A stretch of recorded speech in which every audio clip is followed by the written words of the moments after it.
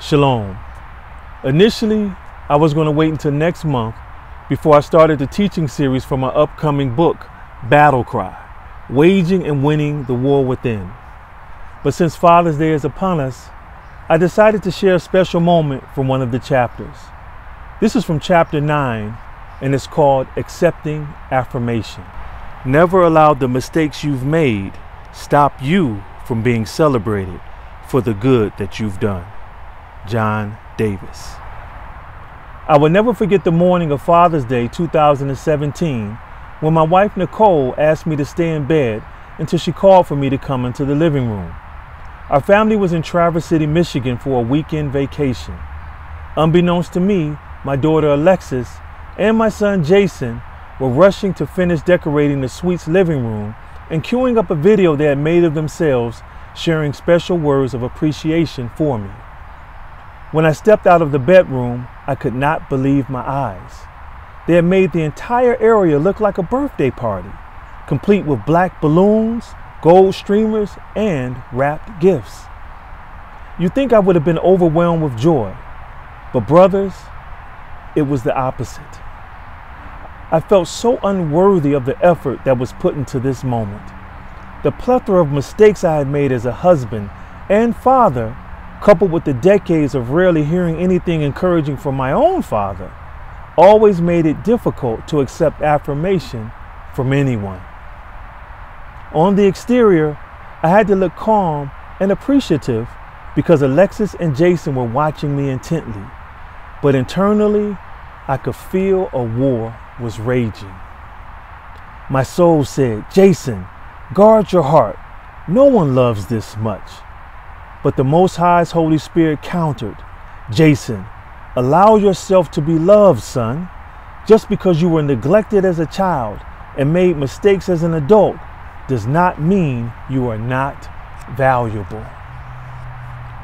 Just the day before, I posted a meme of 2 hamburgers on social media that compared the way Mother's Day is celebrated versus Father's Day. The one on top was a delectable filet mignon burger with lobster, romaine lettuce, and a special sauce on a perfectly toasted bun. The bottom burger, which represented Father's Day, was a trampled McDonald's cheeseburger in a smashed and cracked bun. Although the image was hilarious and garnered thousands of likes, I noticed that in many of the comments, men expressed how it hurt to feel devalued.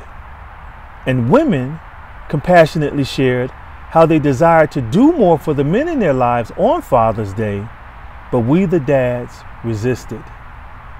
Warrior, I don't know about you, but I can't tell you how many Father's Days I stopped my family from planning anything special for me.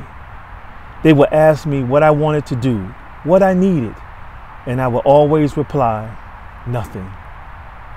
It took me years to understand that when my father did not affirm me, he subliminally taught me that I was not worthy of any form of affirmation. And when I became a man, this turned into shame. I just never felt good enough, and I only found worth in my work. I eventually realized I wasn't simply going to get over this. When I finally got tired of living with a hardened heart, I did the hard work needed to soften it. I participated in various therapies as if my life depended on them.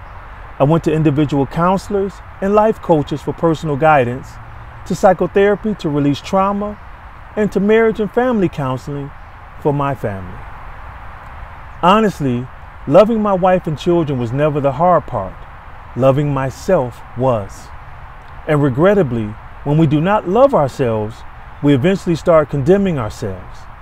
How many times have you cursed yourself out for making another mistake or failing at something you worked so hard to accomplish? Self-condemnation not only hinders us from loving without limits, but also prevents us from receiving the affirmation many of us need to heal our emotional wounds. As long as we live from our wounds, we will continue to pop open an emotional umbrella whenever family, friends, or colleagues, especially men, shower us with affirmation. So this Father's Day, my brothers, wage and win the war within by allowing those who love you to show they love you. Shalom.